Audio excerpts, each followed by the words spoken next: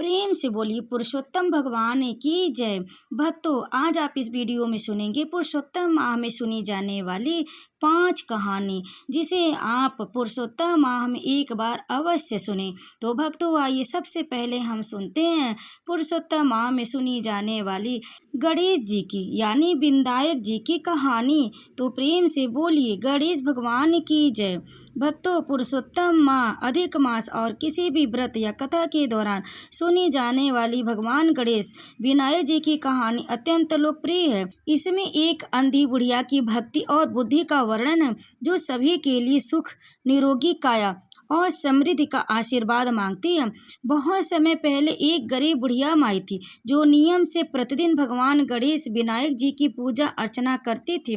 बुढ़िया माई की श्रद्धा और पूजा से प्रसन्न होकर एक दिन भगवान गणेश जी ने उसे दर्शन दिए और बोले, हे बुढ़िया माई, मैं तेरी पूजा से बहुत प्रसन्न हूँ, जो वरदान चाहो मांग लो। बुढ़िया माई ने कहा, हे प्रभु, मुझे तो कुछ मांगना नहीं आता। इस पर भगवान ने कहा, जाओ अपने बेटे और बहू से पूछ कर आओ। बुढ़िया माई घर गई और अपने बेटे से पूछा कि क्या मांगना चाहिए। बेटे ने लालच में आकर कहा, माँ, भगवान से ढेर सारा धन मांग लो। इसके बाद बुढ़िया माई ने अपनी बहू से पूछा। बहू ने कहा, माँ, भगवान से सुंदर सा पोता मांग लो। दोनों ने अपने अपने मतलब की बात कही तो बुढ़िया माई उलझन में पड़ गई। उसने अपनी समझदारी का परिचय देते हुए पड़ोसन की एक समझदार बुढ़िया से सलाह मांगी। पड़ोसन ने कहा कि तू धन या पोता क्यों मांगेगी, तू भगवान से ऐसी चीज मांग जो तेरा जीवन सफल कर दे। पड़ोसन ने बताया कि तू अपने लिए आंखें और घुटने मांग, ताकि तू बुढ़ापे में खुद चल फिर सके, अपनी आंखों से दुनिया देख सके। बुढ़िया माई घर लौट आई और भगवान गणेश के सामने बुद्धि और विवेक से अपनी प्रार्थना रखी। उसने कहा, हे विनायक जी भगवान, यदि आप मुझे देना ही चाहते हैं कुछ, तो मुझे आप अच्छी आंखें और मजबूत घुटने दीजिए। मुझे सोने के कटोरे में अपने पोतों को दूध पीते हुए देखने का सुख दीजिए। मेरा अमर सुहाग बना रहे और घर परिवार में सभी को निरोगी काया व सुख प्राप्त हो। भगवान गणेश बुढ़िया की यह निस्वार्थ और व्यवहारिक प्रार्थना सुनकर अत्यंत प्रसन्न हुए और तथास्तु कहकर आशीर्वाद दिया। जैसे भगवान ने बुढ़िया माई और उसकी पूरे परिवार के भंडार खुशियों से भर दिए, वैसे ही सबके घर सुख और शांति प्रदान करें। तो प्रेम से बोलिए गणेश भगवान की जय। अब आइए सुनते पुरुषोत्तम माह की दूसरी कथा, पुरुषोत्तम भगवान की कहानी। प्रेम से बोलिए पुरुषोत्तम भगवान की जय। भक्तों, आज आप सुनेंगे पुरुषोत्तम भगवान की कथा। पुराणों में अधिक मास अर्थात मलमास के पुरुषोत्तम मास बनने की बड़ी ही रोचक कथा है।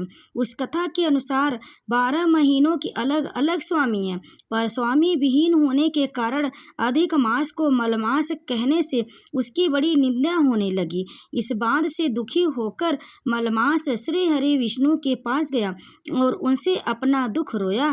भक्त वत्सल श्री हरि उसे लेकर गोलोक पहुँचे। वहाँ श्री कृष्ण विराजमान थे।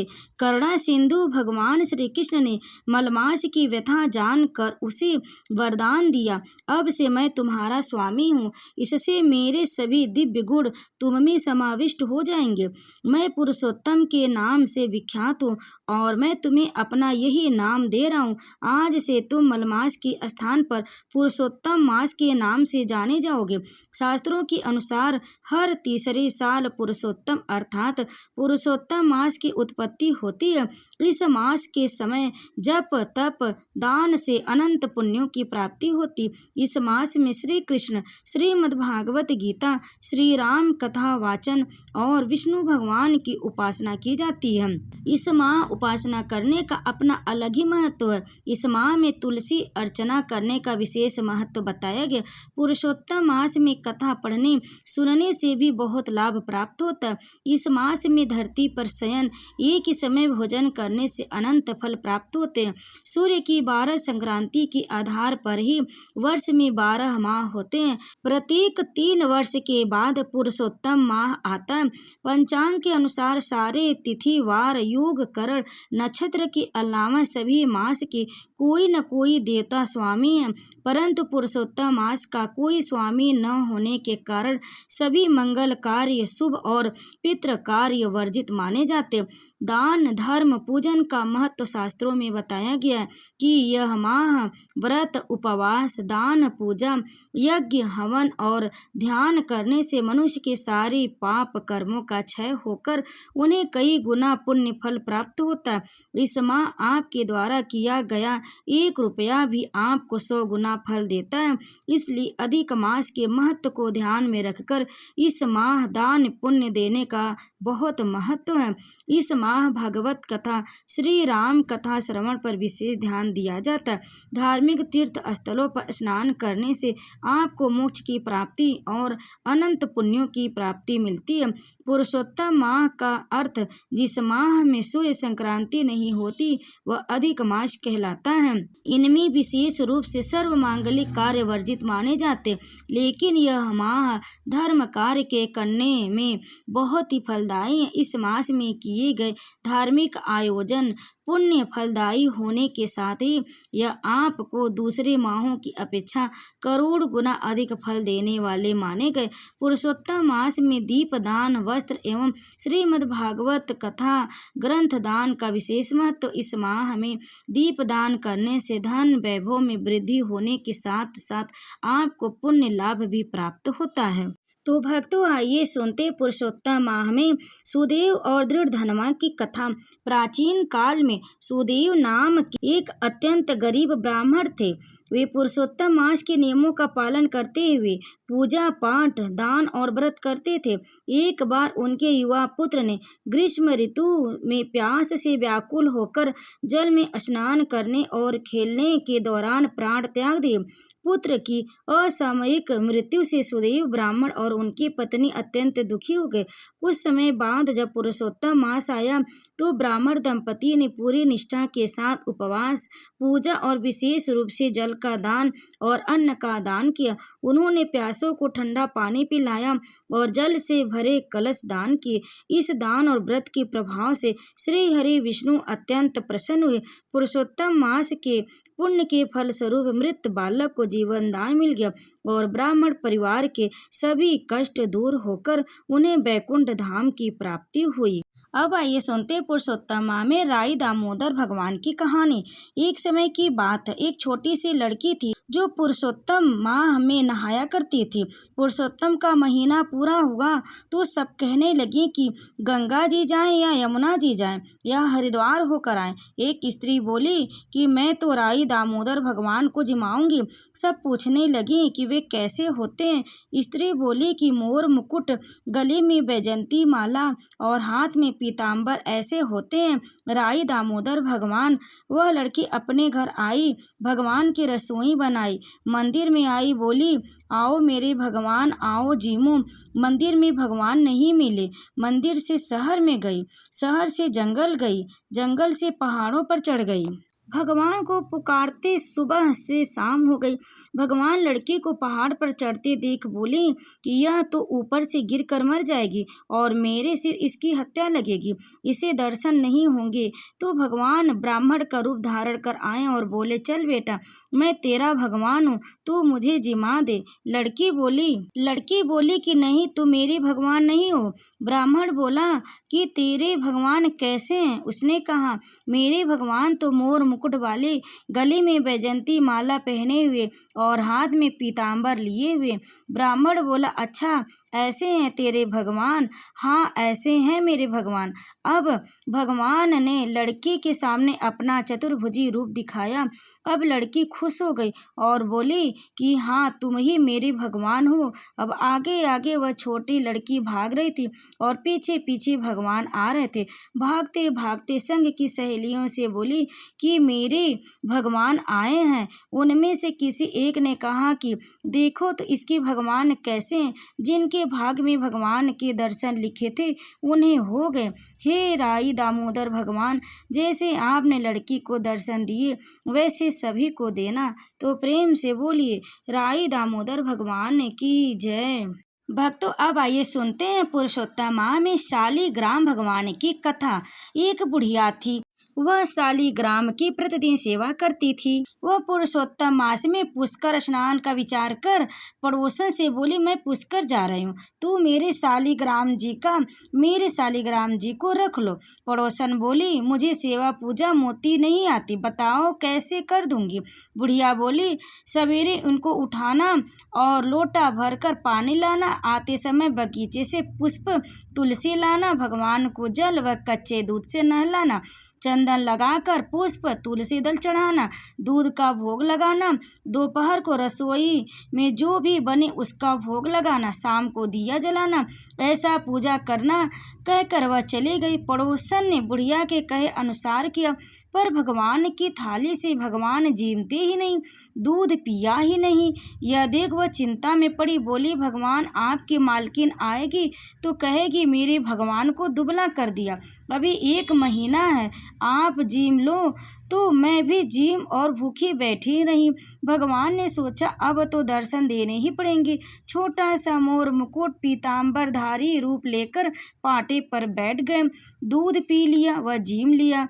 रोज ऐसा ही होता रहा। एक दिन भगवान ने कहा, मैं गाय चरा लाऊं, तो पड़ोसन बोली, थोड़े दिन तो रहोगी, क्यों जाते हो। पर भगवान नहीं माने। हाथ में सोने की लाठी, कंधे पर हीरे मोती का पीताम्बर, गाय चराने चले गए। महीना बीता, बुढ़िया घर आई, स्नान ध्यान से निपटकर सोचा शालिग्राम जी को ले आऊं। पड़ोसन लेकर चली गई है। पड़ोसन बोली, शालिग्राम जी शाम को आएंगे तब ले जाना। बुढ़िया शालिग्राम जी के लिए जिद करने लगी और झगड़ा हो गया। लोग इकट्ठा हो गए तो पड़ोसन बोले, बुढ़िया को समझावे। 1 महीना निकला, जैसे शाम तक और सवेरे बुढ़िया धरना देकर बैठ गई। शाम पड़े भगवान आए, गाय उनकी जगह छोड़ भगवान मंदिर में विराज गए। पड़ोसन बुद्धि से बोले, ले जाओ तुम्हारे भगवान, और भगवान से बोले, भगवान बुद्धि को ही रूप दिखाओ, मैं तो तेरे प्रति ये विश्वास कर। भगवान ने मोर मुकुट पीताम्बरधर हाथ में सोने की लाठी लेकर दर्शन दिया। भगवान ने भोले भक्तों को दर्शन दिए, वैसे सबको देना। तो प्रेम से बोलिए शालिग्राम भगवान की जय। अब आइए सुनते हैं पुरुषोत्तम माह में भगवान श्री कृष्ण और एक कुम्हार की बहुत ही रोचक कथा।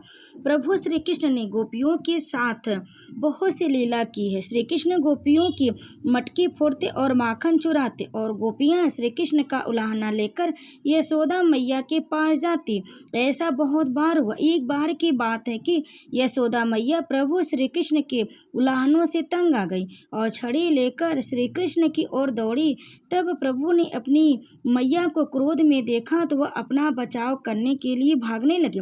भागते भागते श्री कृष्ण एक कुम्हार के पास पहुंचे। कुम्हार तो अपने मिट्टी के घड़े बनाने में व्यस्त था, लेकिन जैसे कुम्हार ने श्री कृष्ण को देखा तो वह बहुत प्रसन्न हुआ। कुम्हार जानता था कि श्री कृष्ण साक्षात परमेश्वर है। तब प्रभु ने कुम्हार से कहा कि कुम्हार जी, आज मेरी मैया मुझ पर बहुत क्रोधित है। मैया छड़ी लेकर पीछे से आ रही है, भैया मुझे कहीं छुपा लो। तब कुम्हार ने श्री कृष्ण को एक बड़े से मटके के नीचे छिपा दिया। कुछ ही क्षणों में मैया यशोदा भी वहां आ गई और कुम्हार से पूछने लगी, क्यों रे कुम्हार, तूने मेरे कन्हैया को कहीं देखा है क्या? कुम्हार ने कह दिया, नहीं मैया, मैंने कन्हैया को नहीं देखा। श्री कृष्ण यह सब बातें बड़े से घड़े के नीचे छुप कर सुन रहे थे। मैया तो वहां से चली गई। अब प्रभु श्री कृष्ण कुम्हार से कहते, कुम्हार जी, यदि मैया चली गई हो तो मुझे इस घड़े से बाहर निकालो। कुम्हार बोला, ऐसे नहीं प्रभु जी, पहले मुझे 84 लाख योनियों के बंधन से मुक्त करने का वचन दो। भगवान मुस्कुराए और कहा, ठीक, मैं तुम्हें 84 लाख योनियों से मुक्त करने का वचन देता हूँ, अब तो मुझे बाहर निकाल दो। कुम्हार कहने लगा, मुझे अकेले नहीं प्रभु जी, मेरे परिवार के सभी लोगों को भी 84 लाख योनियों के बंधन से मुक्त करने का वचन दोगे तो ही मैं आपको इस घड़े से बाहर निकालूंगा। प्रभु जी कहते हैं चलो ठीक है, उनको भी 84 लाख योनियों के बंधन से मुक्ति होने का मैं वचन देता हूँ। अब तो मुझे घड़े से बाहर निकाल दो। अब कुम्हार कहता है बस प्रभु जी, एक विनती और है, उसे भी पूरा करने का वचन दे दो तो मैं आपको घड़े से बाहर निकाल दूंगा। भगवान बोले वह भी बता दो, क्या कहना चाहते हो। कुम्हार कहने लगा प्रभु जी, जिस घड़े के नीचे आप छुपे हैं उसकी मिट्टी मेरे बैलों के ऊपर लाद के लाई गई है। मेरे इन बैलों को भी 84 के बंधन से मुक्त करने का वचन दो। भगवान ने कुम्हार के प्रेम पर प्रसन्न होकर उस बैलों को भी 84 लाख के योनियों के बंधन से मुक्त होने का वचन दिया। प्रभु बोले अब तो तुम्हारी सब इच्छा पूरी हुई, अब तो मुझे घड़े से बाहर निकाल दो। तब कुम्हार कहता अभी नहीं भगवान, बस एक और अंतिम इच्छा है, उसे भी पूरा कर दीजिए। और वह यह है, जो भी प्राणी हम दोनों के बीच के इस संवाद को सुनेगा उसे भी आप 84 लाख योनियों के बंधन से मुक्त करोगे। बस यह वचन दे दो तो मैं आपको इस घड़े से बाहर निकाल दूंगा। कुम्हार की प्रेम भरी बातों को सुनकर प्रभु श्री कृष्ण बहुत खुश हुए और कुम्हार की इस इच्छा को भी पूरा करने का वचन दिया। फिर कुम्हार ने बाल श्री कृष्ण को घड़े से बाहर निकाल दिया, उनके चरणों में साष्टांग प्रणाम किया, प्रभु जी के चरण धोए और चरणामृत लिया, अपनी पूरी झोपड़ी में चरणामृत का छिड़काव किया और प्रभु जी के गले लगकर इतना रोए कि प्रभु में ही विलीन हो गया। जरा सोचे, जो बाल श्री कृष्ण 7 कोस लंबे चौड़े गोवर्धन पर्वत को अपनी 51 उंगली पर उठा सकते हैं तो क्या वे एक घड़ा नहीं उठा सकते थे। लेकिन बिना प्रेम रिझे नहीं नटवर नंद किशोर, कोई कितनी भी यज्ञ करे, अनुष्ठान करे, कितना भी दान करे, चाहे कितनी भी भक्ति करे, लेकिन जब तक मन में प्राणी मात्र के लिए प्रेम नहीं होगा प्रभु श्री कृष्ण से मिलन नहीं हो सकता। तो प्रेम से बोलिए जय श्री कृष्ण। अब आइए सुनते हैं पुरुषोत्तम माह में तुलसी माता की कहानी। एक ब्राह्मण था, वह प्रतिदिन मंदिर जाता था, वह प्रतिदिन तुलसी माता की पूजा करता था। वह तुलसी माता से प्रतिदिन प्रार्थना करता था कि हे तुलसी महारानी मेरे घर आनंद करना। तुलसी माता ने सोचा कि यह ब्राह्मण तो बहुत सीधा है और गरीब है और प्रतिदिन मेरी पूजा करता है, मैं इसके लिए कुछ न कुछ करना चाहती हूँ। तो तुलसी महारानी एक कन्या का रूप बनाकर बैठ गई और उस ब्राह्मण को बोला कि ब्राह्मण मैं तेरे घर आना चाहती हूँ। ब्राह्मण ने सोचा कि 6 लड़कियां तो मेरे पहले से ही हैं और 7 लड़कियों का मैं कैसे पालन पोषण करूँगा, लड़कियों की शादी कैसे कराऊँगा, मेरे पास तो कुछ भी नहीं है। यह विचार करके वह बहुत परेशान रहने लगा। उसको तो खाना भी नहीं भा रहा था। उसकी औरत ने कहा कि क्या बात है, आजकल बहुत दुखी रहने लग गए हैं। तो इस पर ब्राह्मण बोला कि मैं मंदिर जाता हूँ, वहाँ पर एक छोटी सी सुंदर सी कन्या बैठी, वह कहते हैं कि ब्राह्मण मैं आपके घर आऊं। उसकी पत्नी बोली कि अरे इसमें परेशान होने की क्या बात है, आ रही है तो आने दो। ब्राह्मण बोला कि पहले से अपनी 6 लड़कियां तो हैं ही, उनकी भी अपने को शादी भी करवानी। तो इस पर ब्राह्मणी बोली कि अरे ये तो कोई बात नहीं, अपनी 6 लड़कियों की शादी करवाएंगे, वैसे 7वीं की भी करवा देंगे, अपन 7 लड़कियों की शादी साथ में करवा देंगे। अगले दिन जब वह ब्राह्मण मंदिर गया तो उस छोटी कन्या से पूछा, ब्राह्मण मैं आपके घर आऊं? तो ब्राह्मण बोला हाँ चल बेटा चल। उनको वह घर लेकर आ गया। तुलसी माता के रूप में वह ब्राह्मण के घर से आने पर ब्राह्मण के घर में बहुत आनंद हो गया, घर में लक्ष्मी की बारिश हो गई। जब ब्राह्मण 7 कन्याओं की शादी के लिए वर ढूंढने जाने लगे तो उस छोटी कन्या ने कहा कि मेरे तो शालिग्राम जी के मंदिर में जाकर शालिग्राम जी को बोलना कि बारात लेकर आए और मेरी 6 बहनों की तुम्हारी इच्छा से वर ढूंढ लेना। तुलसी महारानी की मेहरबानी से उसके तो सब जेवर कपड़ा खाना सब तैयार हो गया और अच्छी धूमधाम से उनकी शादी हो गई और उस ब्राह्मण के तुलसी माता टूटायमान हो गए। हम भी तुलसी माता जी से यही प्रार्थना करते हैं कि हे तुलसी माता, जैसे आप ब्राह्मण पे टूटायमान हुई वैसे हम पर भी होना, जैसा आनंद ब्राह्मण के घर करा वैसे सब पर करना। तो प्रेम से बोलिए तुलसी माता की जय। अब आइए सुनते हैं तुलसी माता की दूसरी कहानी। एक बुढ़िया माई थी। तुलसी तुलसी जी को प्रतिदिन सींचती और कहती कि हे तुलसी माता सत की दाता, मैं तेरा बिडला सींचती हूँ, मुझे बहू दे, पीताम्बर की धोती दे, मीठा मीठा घास दे, बैकुंठा में वास दे, चटक की चाल दे, पटक की मौत दे, चंदन का काट दे, रानी सा राज दे, दाल भात का भोजन दे, ग्यारस की मौत दे, कृष्ण जी का कांधा दे। तब तुलसी माता यह सुनकर सूखने लगी तो भगवान ने पूछा कि हे तुलसी तुम क्यों सूख रही हो। तुलसी माता ने कहा कि एक बुढ़िया रोज आती है और यही बात कह जाती है, मैं सब बात तो पूरा कर दूंगी लेकिन कृष्ण का कंधा कहाँ से लाऊंगी। तो भगवान बोले जब वह मरेगी तो मैं अपने आप उसे कांधा दे आऊंगा, तो बुढ़िया माई से कह देना। जब बुढ़िया माई मर गई सब लोग आ गए, जब माई को ले जाने लगे तो वह किसी से न उठी। तब भगवान एक 12 बरस के बालक का रूप धारण करके आए। बालक ने कहा मैं कान में एक बात कहूँगा तो बुढ़िया माई उठ जाएगी। बालक ने कान में कहा बुढ़िया माई मन की निकाल ले, पीताम्बर की धोती ले, मीठा मीठा घास ले, बैकुंठा का वास ले, चटक की चाल ले, पटक की मौत ले, कृष्ण जी का कांधा ले। यह सुनकर बुढ़िया माई हल्की हो गई। भगवान ने कंधा दिया और बुढ़िया माई को मुक्ति मिल गई। हे तुलसी माता जैसी बुढ़िया माई को मुक्ति दी वैसी सबको देना। तो प्रेम से बोलिए तुलसी माता की जय। भक्तों कथा को अंत तक श्रवण करने के लिए आप सभी भक्तों का बहुत बहुत धन्यवाद। अगर आपको हमारी कथा पसंद आई हो तो वीडियो को लाइक जरूर करें, शेयर करें, कमेंट में जय श्री कृष्ण लिखकर हमारे चैनल दिव्य कथा को आप सब्सक्राइब जरूर कर लें। आप सभी भक्तों पर भगवान श्री कृष्ण कृपा सदैव बनी रहे। जय श्री कृष्ण, राधे राधे।